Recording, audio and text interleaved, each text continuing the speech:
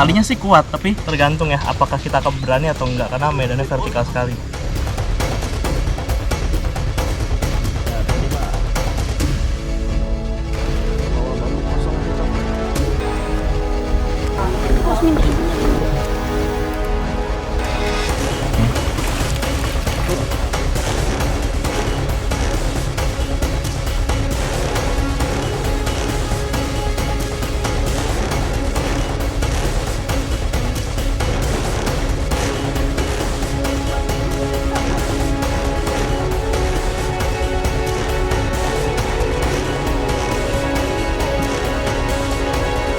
Kau bisa. Di manakah kau pernah bermimpi? Di manakah janjimu selama ini?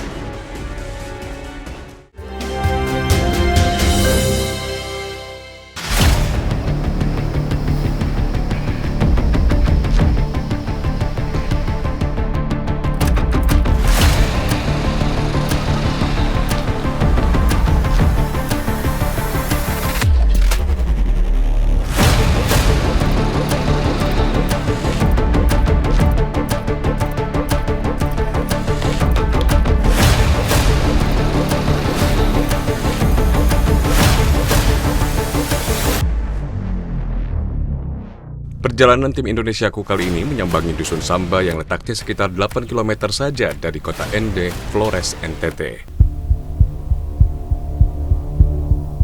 Warga hidup terbatas di sini.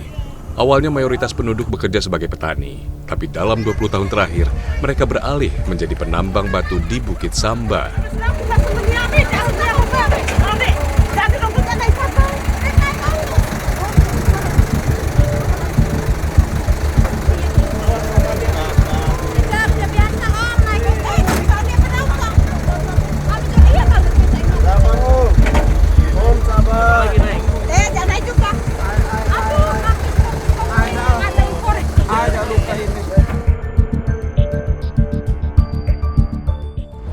Ini tadi dari Kampung Samba, mama-mama sudah masak bekal dan kita akan menuju ke tambang batu tempat mereka bekerja sama bapak-bapak, mama-mama ini. Karena jaraknya jauh dan juga mendaki, jadi kita harus menunggu dump truck walaupun tidak selalu ada gitu ya. Jadi tadi kita harus menunggu agak lama. Faktanya memang desa-desa di Kecamatan Ende ini berdiri di atas tumpukan batuan dan pasir terbaik di Pulau Flores. Batu-batu inilah yang kemudian ditambang warga.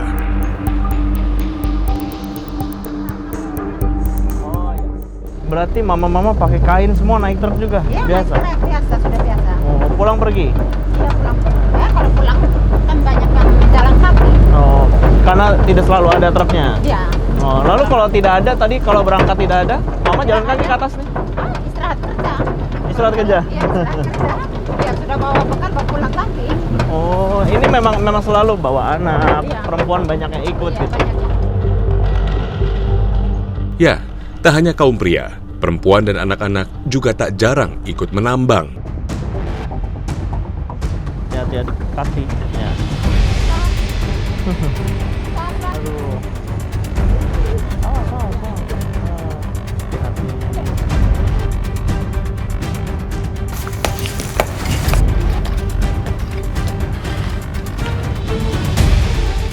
Kristiana misalnya, yang bertugas menyortir batu dan pasir sesuai ukuran. Sambil mengasuh anak bungsunya, Kristiana cekatan mengangkat, memilah, dan mendorong gerobak pasir dan batu.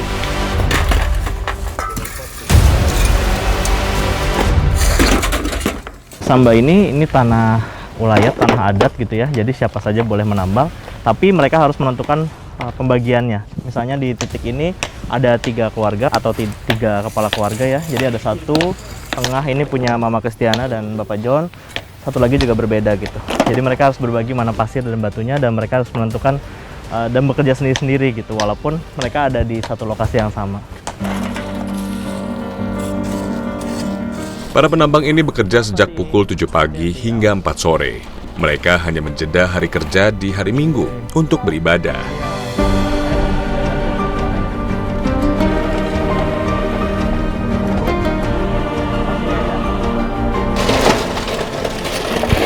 Aduh. Ini mama kan udah biasa strong banget nih.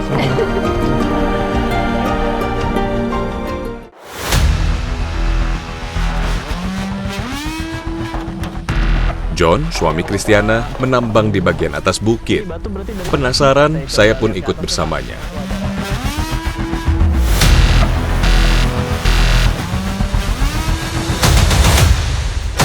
Usianya tidak bisa dibilang muda, tapi nyalinya luar biasa besar.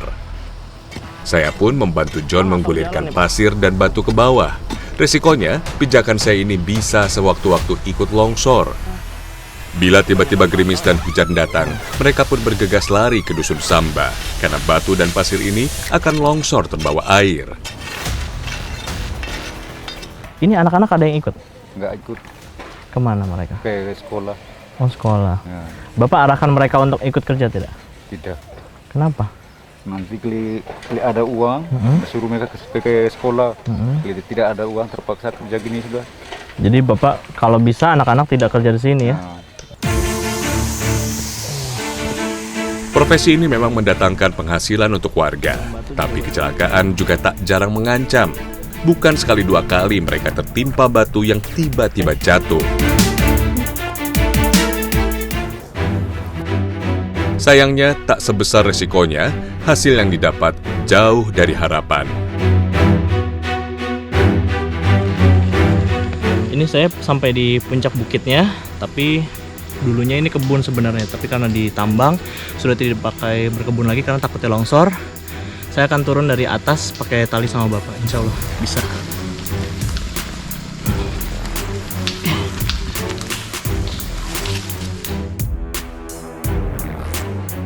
Saya melintasi salah satu medan paling ekstrim di Bukit Samba, menggunakan tali tambang untuk menaklukkan medan terjal yang nyaris tegak lurus.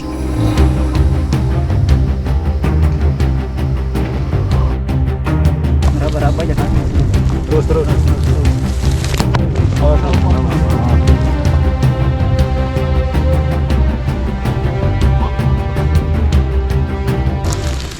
Jadi pemirsa bisa bayangin kalau mereka harus menambang, mereka harus pegangan tali ini kiri kanan ya. Talinya sih kuat, tapi nyali kita yang tergantung ya, apakah kita akan berani atau enggak, karena medannya vertikal sekali. John saja yang hampir setiap hari melintasi titik ini masih harus meraba jalan mana yang aman ia lalui. Apalagi saya yang harus melawan rasa takut saat pertama kali melintasi jalur mendaki ini.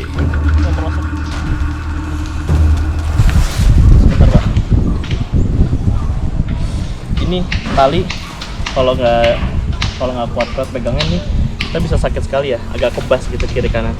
Jadi ini yang bahaya kalau agak kebas, gemeteran atau licin, ini biasanya kita akan bisa merosot ke bawah. Baru beberapa meter berjalan mundur, tangan dan kaki saya sudah licin berkeringat dingin. Jantung saya berdebar karena khawatir, mampukah tali ini menahan beban tubuh saya? Pak John, ini kan kita medannya ekstrim gini. Iya. Saya aja pegangan ini harus dua tangan. Gimana Bapak bisa gali pasir batu ini kalau pegangannya licin? Nanti kali mau gali pasir, ikat tali di pinggang, baru ambil linggis, baru kasih turun pasir. Jadi hanya bergantung di perut itu? Iya, di perut.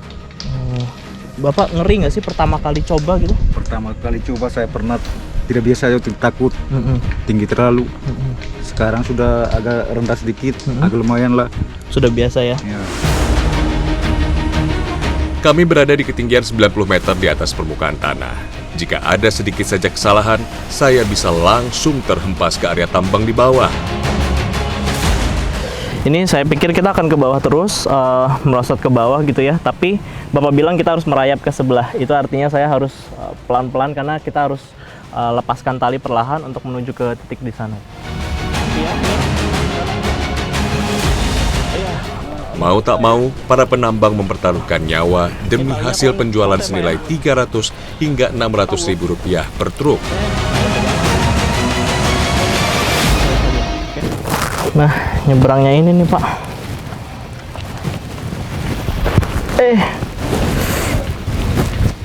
Pak. Aduh. Akhirnya sampai di tebing sebelah. Walaupun mungkin jaraknya cuma 1 meter 2 meter ya, tapi ini menegangkan sekali karena kita masih berdiri di titik yang vertikal.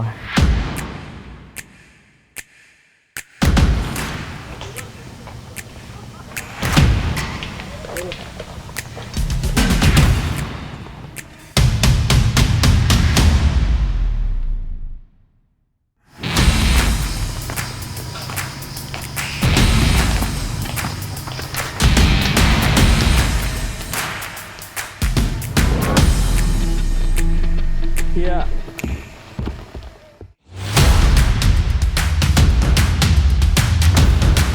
Awas Bu.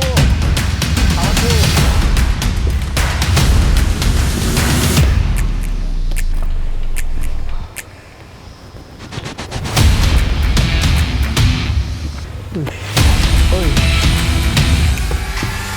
Awas Bu.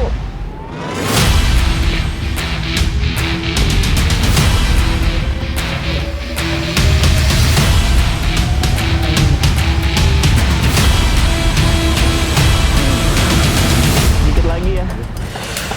Aduh, sedikit lagi nih, sudah setengah perjalanan.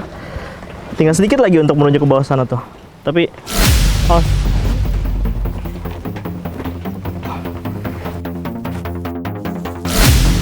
Selesai membantu John, kami beristirahat sejenak.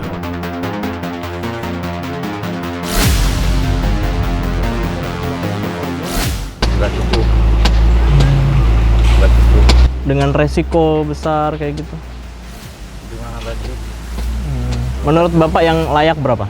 Harganya agak naik sedikit, ada 800 gitu, 700. Naik 100 tidak apa ya, itu sudah cukup buat Bapak. Sementara Kristiana masih terus bekerja memecah batu. Mama tidak capek. Capek istirahat Di mana? di situ. Di sini. Iya, Tidak pulang. tidak. Kenapa? Mau kerja lagi.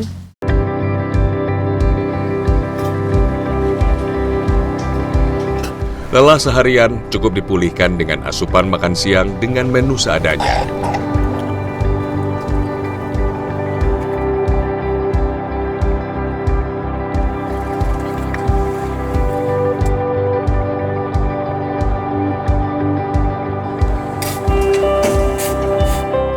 Untungnya, berbagai proyek pembangunan terus dijalankan di kota Ende, sehingga pasir dan batu Bukit Samba masih laris dipesan pembeli.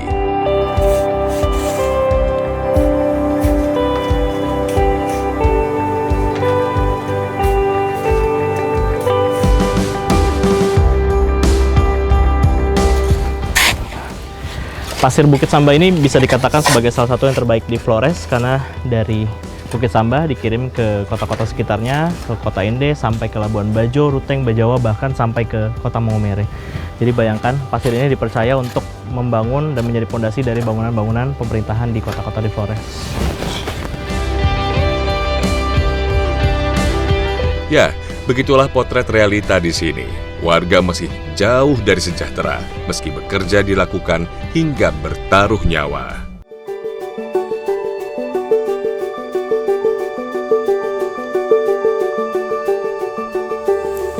Parahnya, di tengah kemiskinan yang membelit kehidupan warga, harga sembako terbilang mahal dibanding daerah lain. Untuk menembus liter beras kualitas sedang misalnya, warga Dusun Samba harus membayar hingga Rp15.000. Ini kita di lereng perbukitan, jadi untuk menuju ke kebunnya kita ada di view seperti ini. Kita harus turun sampai paling bawah untuk menuju ke atas, karena di kebun ubinya nanti kita akan ambil ubi untuk dimakan aja, tidak dijual ya, dimakan untuk pengganti nasinya mereka.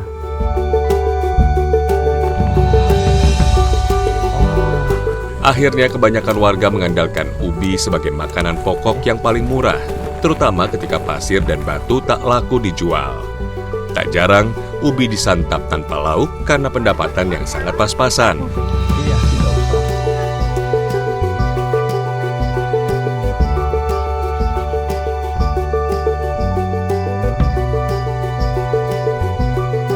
Kalau dari kerja batu itu Mama habiskan uang semua buat nasi kah? Tidak. Mama masih bisa tabung? Sekarang tidak lagi. Tidak lagi. Iya. Karena beras mahal tadi Iya. Mama bilang. Berarti Mama sekarang ini sementara ini makan ubi saja biar lebih hemat. Ubi kadang-kadang ini beras uang habis, kami pergi cabut ubi di kebun.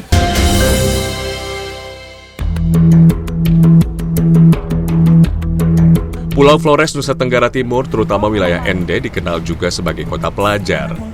Banyak perantau dari berbagai wilayah NTT yang menempuh pendidikan di sana. Tak hanya kurikulum wajib, para siswa juga bisa mempelajari banyak kegiatan dan keahlian lain melalui kegiatan ekstrakurikuler. Salah satunya Marianus dan adiknya Desti. Sejak duduk di bangku SMA, keduanya merantau dan menumpang tinggal di rumah saudaranya, Bapak Alan dan Mama Helen. Marianus dan Desti lahir dan besar di Kecamatan Wolojita yang berjarak sekitar 70 km dari kota Ende.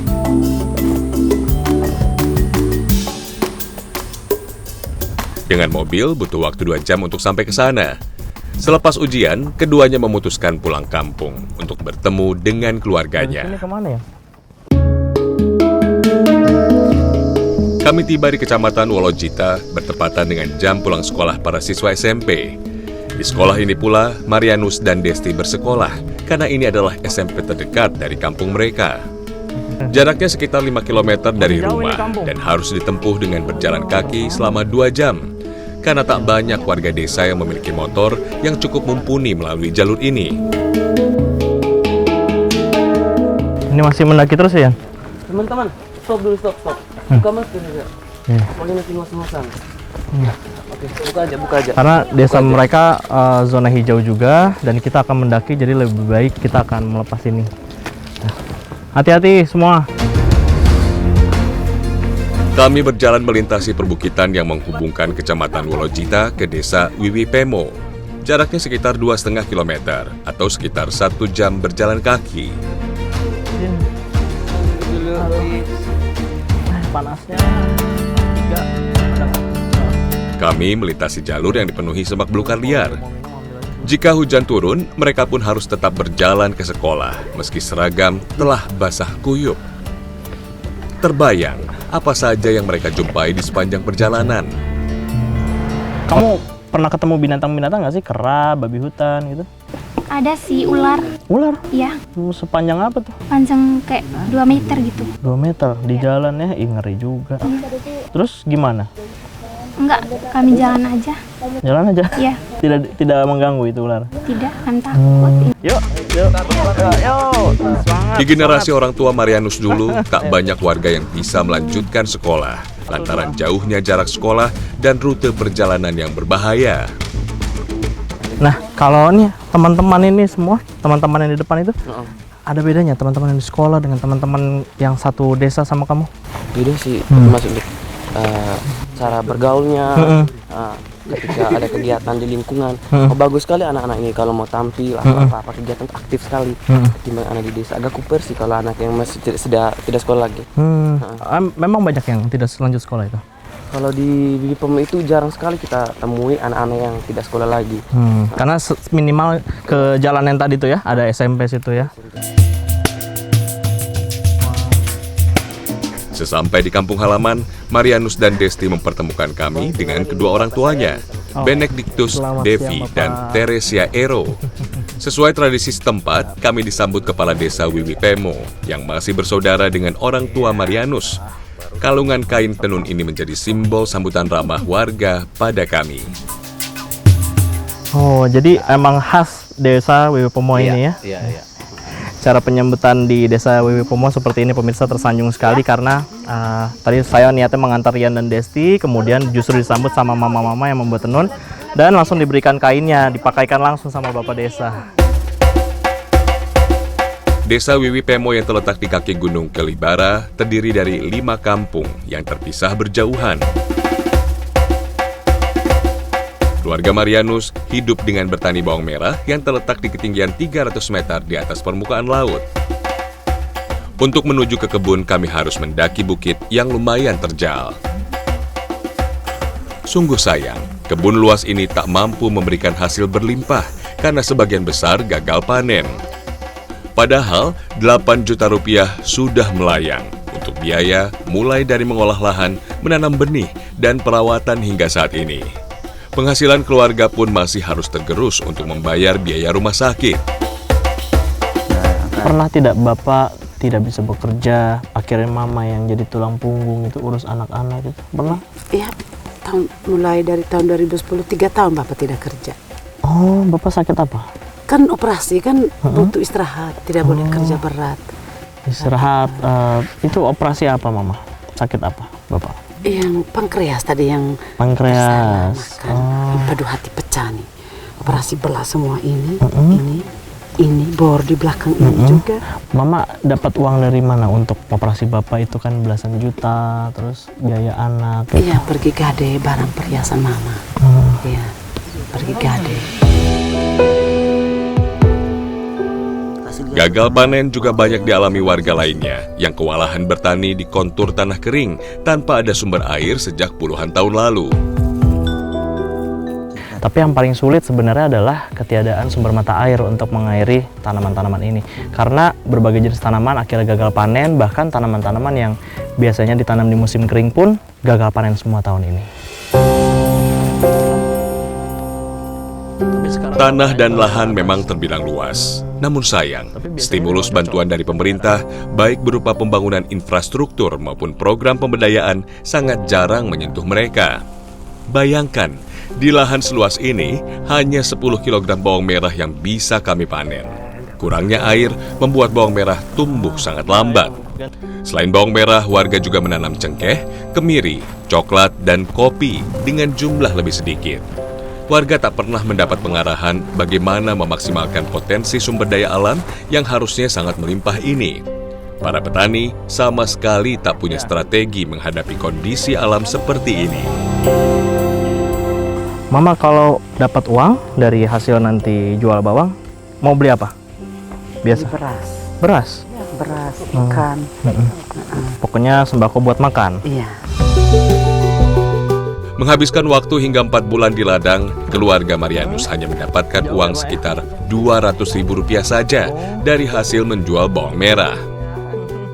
Sebagai tambahan penghasilan, beberapa warga juga memelihara hewan ternak yang bebas merumput liar di berbagai sudut wilayah desa.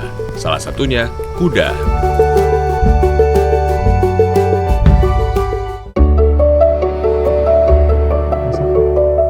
Satu hal lagi yang kerap mengganggu aktivitas warga, yaitu tidak stabilnya aliran listrik. Dalam seminggu, berulang kali listrik padam. Namun beberapa warga yang memiliki genset juga kebanyakan hanya menjadikannya sebagai pajangan saja, karena harga solar di sini sangat mahal. Lampu pelitalah yang menjadi andalan warga. Tidak sulit kah bacanya nih, huruf rapat, cahayanya juga gerak-gerak buram? Tidak, ini sudah terbiasa dari kecil. Oh, dari umur berapa kamu kerjakan tugas ini malam-malam ini? Dari umur 7 tahunan. Lampu pelita dan lilinlah yang menjadi penerang di malam gelap. Kapan kita bisa listrik ini bisa nyala terus ya? Ya menunggu jawaban. Yang terakhir menunggu jawaban nanti akan disampaikan ke pihak yang punya kepentingan itu.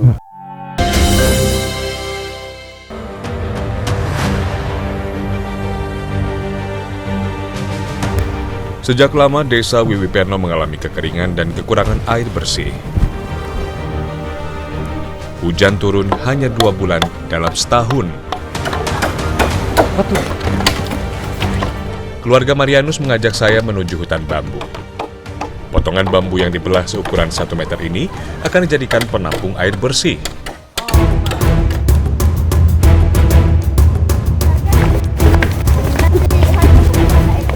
Tetapi jangan dibayangkan bahwa sumber mata air ada di area pemukiman.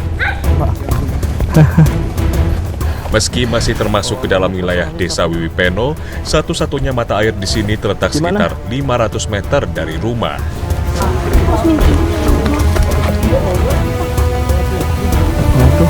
Medan yang kami lalui pun melintasi perbukitan. Maka dari itu, warga sengaja membawa beberapa ekor kuda untuk menjadi tumpuan beban air bersih yang nanti kami ambil.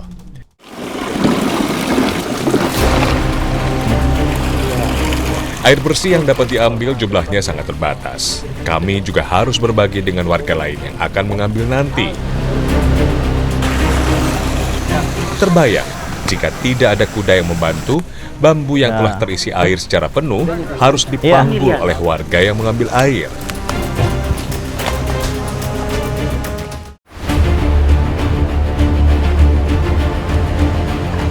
Hanya ada tampungan air sederhana. Warga tidak memiliki kamar mandi, apalagi bak permanen untuk menampung air bersih.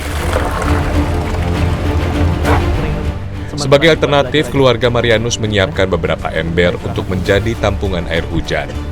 Air yang mengalir di atap mereka salurkan dengan pipa-pipa sambungan.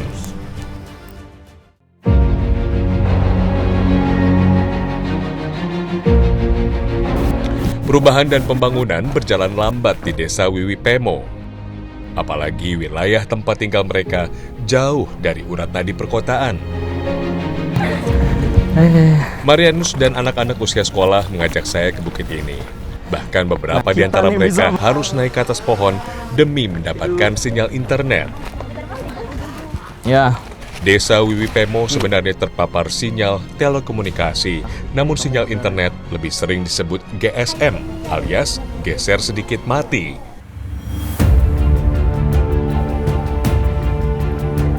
Mereka telah mendapatkan bantuan program Bakti Kominfo berupa pemberian lisensi pembelajaran di platform aplikasi untuk memperlancar program belajar daring di masa pandemi COVID-19. Kalimat penutup, surat lamaran.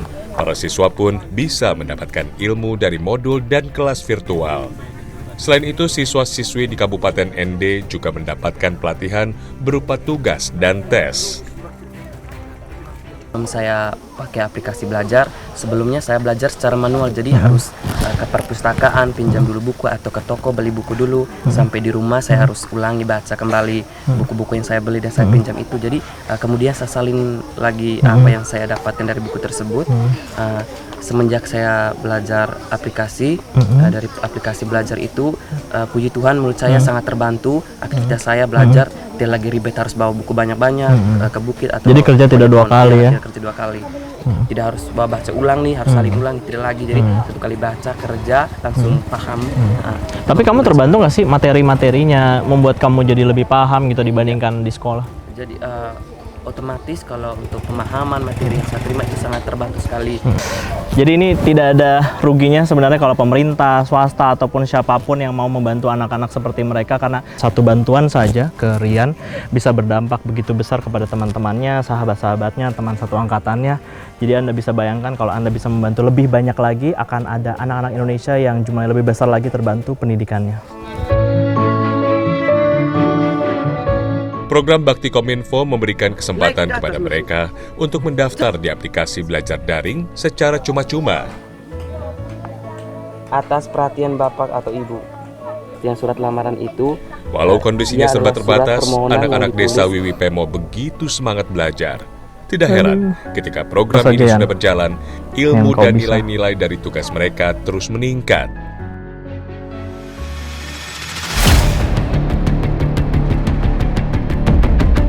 Kami juga sempat mendatangi menara pemancar sinyal program Bakti Kominfo di desa Okwai yang dihuni sekitar 1.200 jiwa.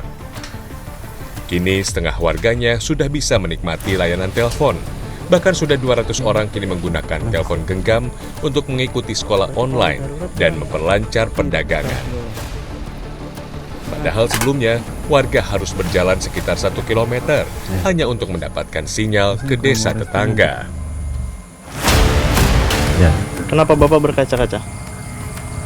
Ya, ini kan merasa bersyukur lah, merasa gembira lah, karena sudah adanya ini jaringan, karena ada bantuan dari Kominfo. Ya Alhamdulillah ya Pak ya. Ya. Semoga kedepannya lebih luas lagi paparan sinyalnya, lebih kuat lagi sinyalnya juga supaya Bapak bisa terkomunikasi ke saudara-saudara di luar desa juga ya. Iya, iya.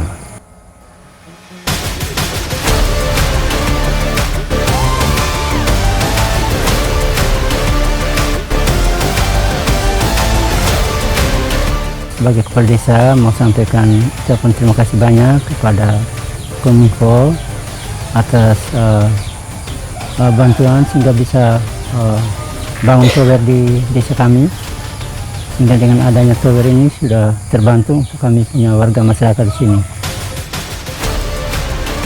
Oleh karenanya, pembangunan BTS untuk wilayah terdepan, tertinggal, dan terpencil atau 3T terus diperluas ke seluruh pelosok Indonesia. Mereka yakin bahwa keterhubungan sinyal telekomunikasi dan internet akan mendorong keterbukaan informasi dan pengetahuan. Berjalannya program Bakti Kominfo akan berkontribusi besar pada percepatan pembangunan daerah, peningkatan kualitas sumber daya manusia, dan pertumbuhan ekonomi nasional. Di manakah kau pernah bermimpi? Di manakah janjimu selama ini?